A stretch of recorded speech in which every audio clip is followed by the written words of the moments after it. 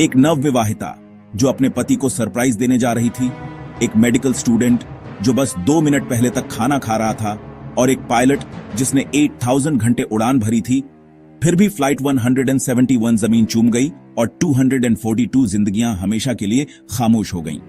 13 जून को दोपहर के वक्त अहमदाबाद में बीजे मेडिकल कॉलेज का आसमान धुएं और आग की लपटों से भर गया। एयर इंडिया की बोइंग 787 8 ड्रीमलाइनर टेक ऑफ के कुछ सेकंड बाद ही गिर पड़ी। क्यों? क्या ये इंसानी चूक थी, तकनीकी खराबी, या फिर सिस्टम की लापरवाही?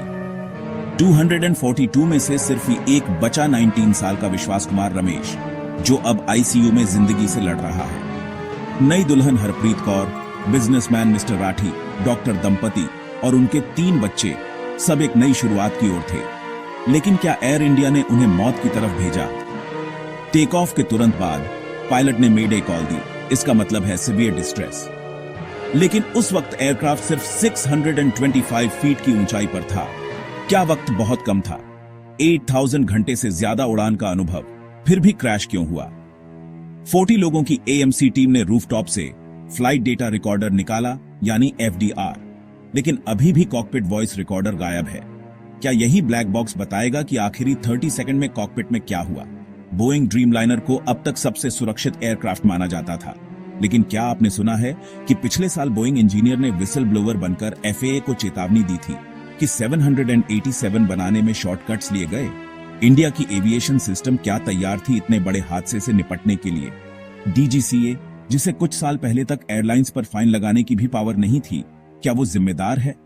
कैपा इंडिया कह चुका है, भारत में पायलट शॉर्टेज एक टिकिंग टाइम बॉम्ब है। अब इस जांच में शामिल हैं यूएस की एनटीएसबी, एफएए, बोइंग और यूके एएबी।